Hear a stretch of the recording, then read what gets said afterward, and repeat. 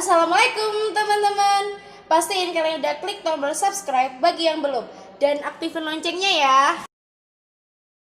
Terima kasih, selamat menonton.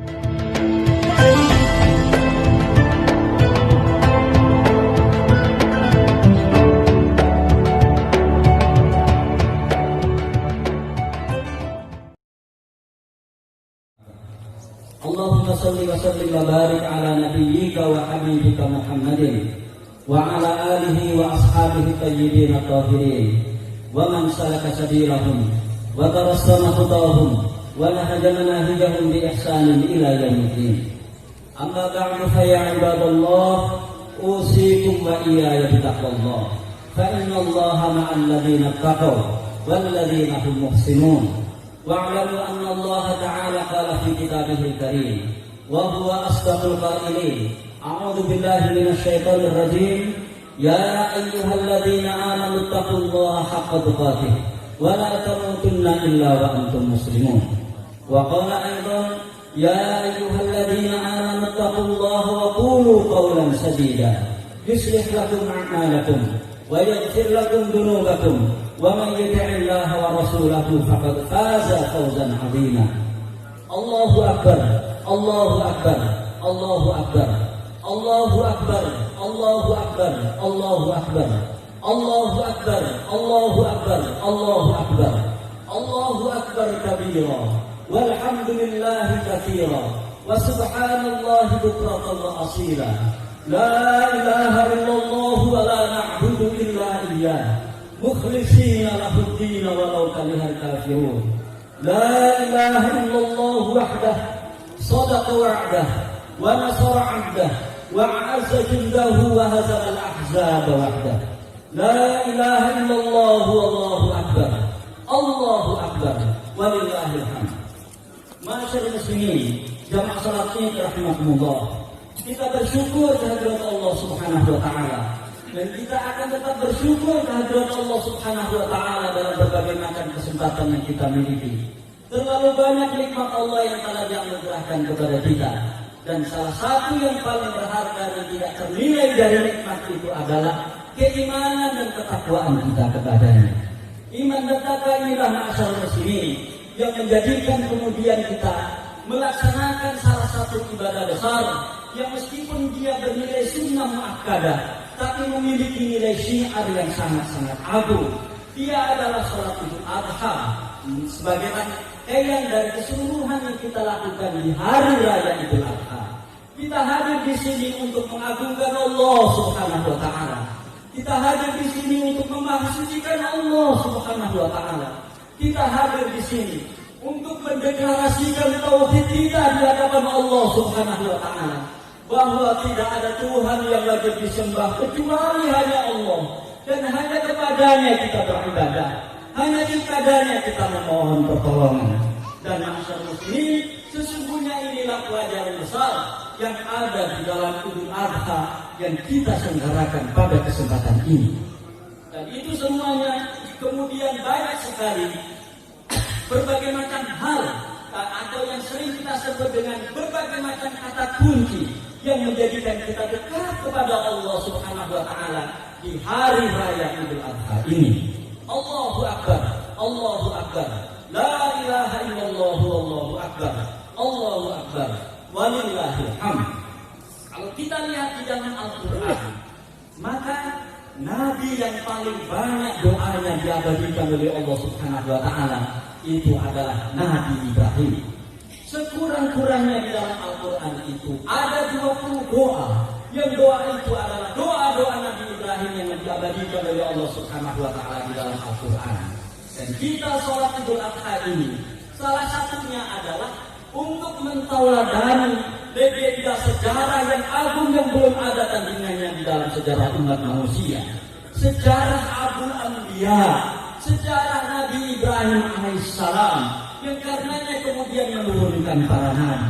Dan kalau kita lihat di dalam doa-doa itu masyarakat muslimin, maka kita akan jadi tahu bahwa sesungguhnya doa-doa yang dipanjatkan oleh Nabi Ibrahim, yang diabadikan oleh Allah Subhanahu wa taala di dalam Al-Quran, itu adalah adalah doa-doa yang terkait dengan keseluruhan dari apa yang dibutuhkan oleh umat manusia. Karena itu layak kiranya kita untuk selalu memandangkan doa-doa Nabi Ibrahim itu sebagai sebuah kebutuhan kita. Apalagi sekarang ini Allah Subhanahu wa taala mentakdirkan kita sholat Idul Adha di tengah situasi yang sangat-sangat spesial. Saya tidak ingin mengatakan ini adalah situasi sulit, karena pada dasarnya bagi orang-orang yang beriman atas pertolongan Allah Subhanahu wa taala itu tidak ada situasi sulit. Karena pada saat Allah Subhanahu wa taala menurunkan situasi sulit, saat itu juga Allah Subhanahu wa taala menurunkan situasi mudah. Dan itu semuanya sudah kita ketahui bersama, sebagaimana ayat yang sering kita ulang-ulang di dalam keseharian kita, bahkan sering dibaca oleh imam-imam kita ketika di masjid. Fa inna ma'al usri yusra, inna ma'al usri yusra. Maka sesungguhnya bersama kemudahan itu ada kesulitan, bersama kesulitan itu ada kemudahan. Sesungguhnya bersama kesulitan itu ada kemudahan. Dan dari sinilah maka seorang mukmin harus benar-benar memiliki hati yang bersih, pikiran yang jernih, untuk memiliki sifat yang tepat di dalam menghadapi situasi ini. Jangan mengeluh, jangan berputus asa, jangan menurunkan standar ibadahnya di hadapan Allah Subhanahu wa taala ketika menghadapi situasi sulit. Karena pada dasarnya situasi sulit itu adalah cara Allah Subhanahu wa taala untuk mendewasakan kita. Dan tahukah kita masyarakat muslimin bahwa secara legenda hidup, secara legenda sejarah yang luar biasa itu sering diuji oleh Allah Subhanahu wa taala dalam situasi-situasi sulit. Bahkan dalam perjalanan hidup Nabi Ibrahim itu hampir keseluruhannya tidak ada situasi mudah dalam pandangan kita. Tapi demikianlah Nabi Ibrahim alaihissalam dengan pertolongan Allah Subhanahu wa taala bisa melalui situasi-situasi sulit itu dengan hasil yang sangat-sangat luar biasa, dan kemudian kita tauladan sekarang. Allahu Akbar, Allahu Akbar, la ilaha illallah, Allahu Akbar, Allahu Akbar, walillahil hamd. Karena itu masyaallah muslimin, dan saya kira ini yang menjadi tema besar yang saya sampaikan di dalam khutbah ini. Dalam kondisi sulit itu, seharusnya kaum mukmin itu selalu mengingat-ingat nikmat Allah Subhanahu wa taala. Bahwa nikmat-nikmat Allah Subhanahu wa taala itu jauh lebih besar, jauh lebih banyak dibanding berbagai macam kesulitan yang kita hadapi. Dan inilah yang harus sering kita ulang-ulang dalam pikiran kita, untuk mengingat kondisi-kondisi mudah itu, untuk mengingat nikmat-nikmat Allah Subhanahu wa taala itu. Dan inilah salah satu yang diingatkan oleh Allah Subhanahu wa taala kepada Rasulullah SAW ketika beliau mengalami situasi gundah, situasi sedih atas berbagai macam persoalan yang beliau hadapi, berupa kecaman-kecaman dan celaan-celaan yang dilakukan oleh umatnya yang ada pada saat itu. Allah Subhanahu wa taala mengingatkan, inna a'tainakal kautsar fasholli li rabbika wanhar inna syani'aka huwal abtar. Inilah yang saya kira penting menjadi bahan renungan kita pada kesempatan ini, bahwa berbagai macam kesulitan yang kita hadapi sekarang ini sesungguhnya masih jauh lebih besar kenikmatan-kenikmatan dari Allah Subhanahu wa taala yang diberikan kepada kita. Sehingga seorang mukmin selalu mengingat-ingat kenikmatan-kenikmatan itu, dan kemudian secara benar bersikap atas kenikmatan-kenikmatan itu. Inilah yang saya kira penting masyarakat muslimin untuk menjadi bahan renungan kita pada kesempatan ini. Dan sikap yang benar untuk melihat kenikmatan-kenikmatan itu adalah fasholli li rabbika wanhar. Tidak terlalu sulit ini untuk diucapkan, bahkan tidak terlalu sulit pula ini untuk dipahami. Dua kata kunci yang penting kita lihat dalam kesempatan ini adalah fasholli li rabbika wanhar. Maka salatlah kamu Muhammad karena Tuhanmu, dan sembelihlah hewan kurban. Dua kata kunci itu masyarakat muslimin. Pertama adalah salat. Seorang mukmin ini memiliki sebuah ibadah besar yang Allah Subhanahu wa taala mensyariatkan memerintahkannya kepada kita, bahkan mewajibkannya untuk sholat-sholat tertentu, yaitu as-shalawatul maktubah, melaksanakan sholat, menunaikan sholat, dan kemudian pada gilirannya yang benar adalah mendirikan atau menegakkan sholat. Dari sinilah masyarakat muslimin, dalam situasi yang sekarang ini kita alami dan kemudian mensyukuri nikmat Allah Subhanahu wa taala, itu adalah dengan sholat. Dan sholat itu adalah induk dari ibadah-ibadah yang kita lakukan kepada Allah Subhanahu wa taala. Sholat adalah penentu dari semua amal perbuatan kita. Dan karena itu masyarakat muslimin, saya menegaskan pada kesempatan ini dengan sebuah penegasan yang barangkali selalu berulang-ulang kita dengarkan. Jangan sekali-kali ada pikiran yang terbersit di dalam benak kita untuk meninggalkan sholat. Kenapa demikian? Ketika orang itu melaksanakan sholat dan menunaikannya, akan mudah orang itu untuk melakukan perbuatan-perbuatan amal-amal soleh lainnya. Ketika orang itu sudah komitmen melaksanakan sholat, maka dia akan terbiasa untuk kemudian meninggalkan berbagai macam kesalahan-kesalahan dan dosa.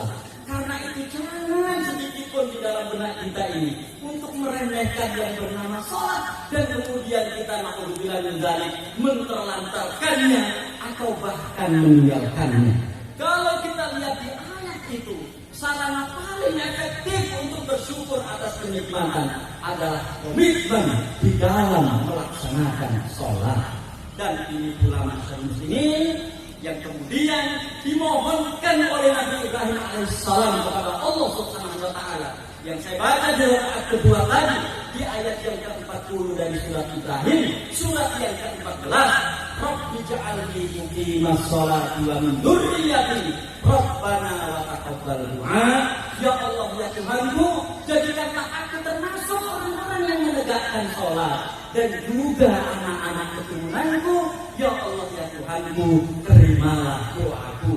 Ada ulama yang sangat bagus di dalam menerjemahkan, menafsirkan ayat ini, bahwa di samping sholat itu adalah kewajiban, di samping sholat itu adalah fardu yang harus dilakukan oleh kaum mukminin dan mukminat, maka sebagaimana doa Nabi Ibrahim tadi, sholat itu adalah ibadah besar sebagai sebuah sarana efektif agar Allah Subhanahu wa taala mengabulkan doa-doa kita. Dan karenanya di akhir doa Nabi Ibrahim itu beliau mengatakan, Rabbana wa taqabbal du'a.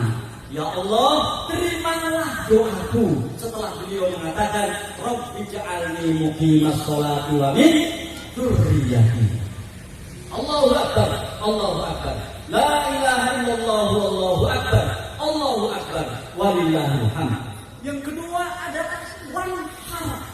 Ketika nikmat Allah Subhanahu wa taala itu kemudian dianugerahkan kepada kita, hal efektif berikutnya yang sangat-sangat penting untuk kita jadikan sebagai sarana mengekspresikan dan mengaktualisasikan rasa syukur kepada Allah Subhanahu wa taala adalah harap, mau berkorban, yang di situ secara eksplisit disebut sebagai mau menyembelih hewan kurban. Dan masyarakat ini menyembelih hewan kurban itu mengucurkan darah. Dan itu sebabnya di dalam sebuah hadis disebut tidak ada amalan penting melebihi pentingnya amalan menyembelih hewan kurban di hari-hari Nahar. Dan hari-hari Nahar itu adalah hari ini, kemudian besok, hari Sabtu, hari Ahad, dan hari Senin. Itu adalah hari-hari Nahar, hari-hari penyembelihan hewan kurban. Dan sekali lagi, penyembelihan hewan kurban itu adalah mengucurkan darah sebagai sebuah simbol penting dan besar bagi seorang mukmin agar tidak segan-segan berkorban. Masyarakat muslimin, saya kira ini poin penting yang menjadi perhatian kita semuanya. Kenapa demikian? Jangan menyesal kalau kita kemudian tidak mau berkorban.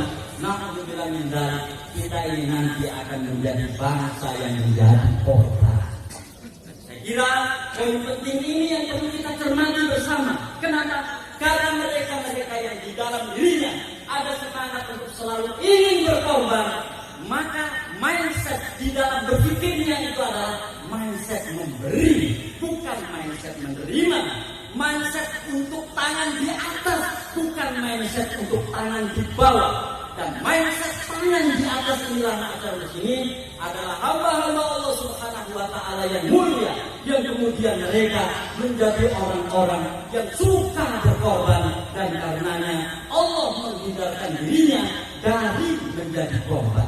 Itu sebabnya kenapa di dalam kondisi dulu yang dialami oleh para sahabat, meskipun mereka miskin, meskipun mereka tidak berpunya, tapi mereka tidak mau meminta-minta.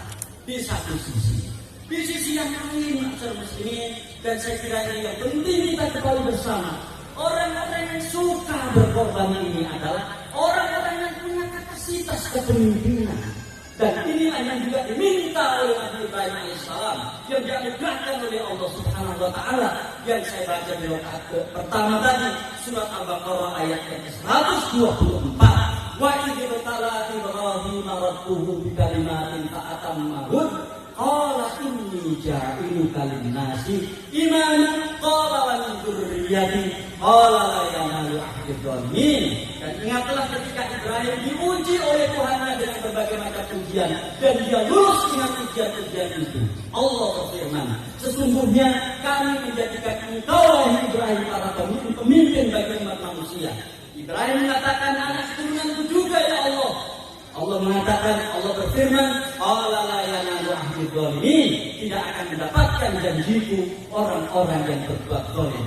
Kenapa ma'asyiral muslimin?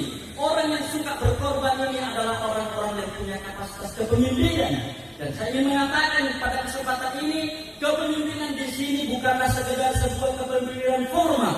Dan betapa banyak di tempat kita kepemimpinan informal yang jauh lebih diikuti oleh orang lain dibanding kepemimpinan formal.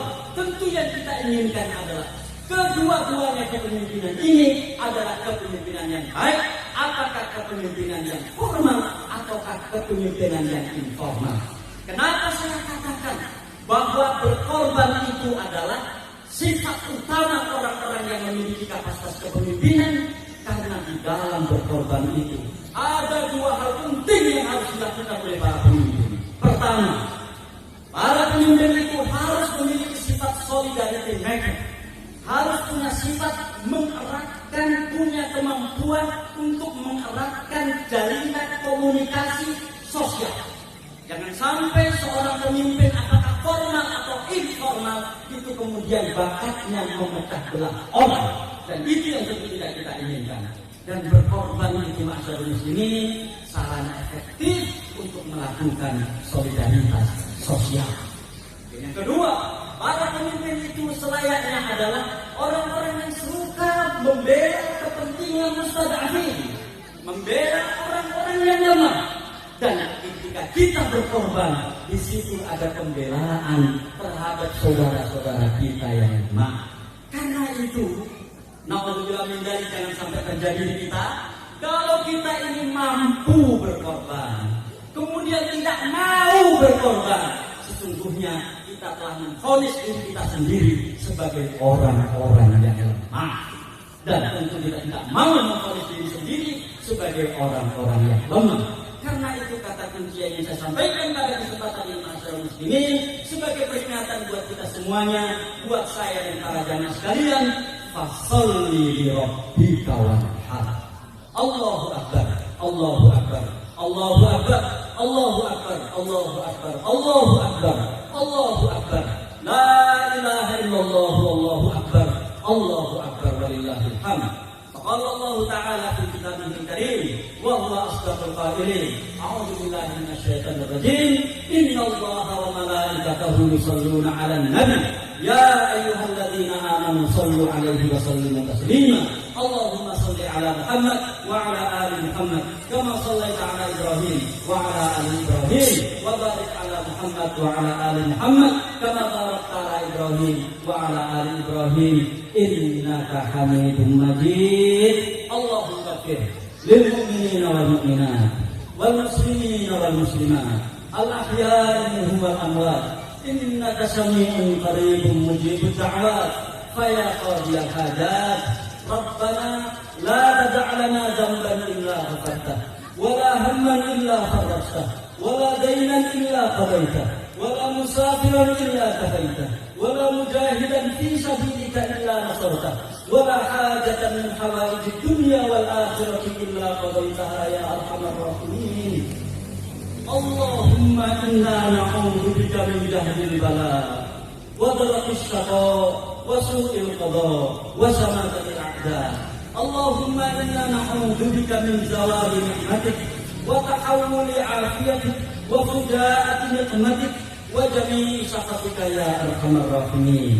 اللهم اصرف عنا السوء بما شئت وكيف شئت إنك على ما تشاء قدير. اللهم اصرف عنا البلاء بما شئت وكيف شئت إنك على ما تشاء قدير.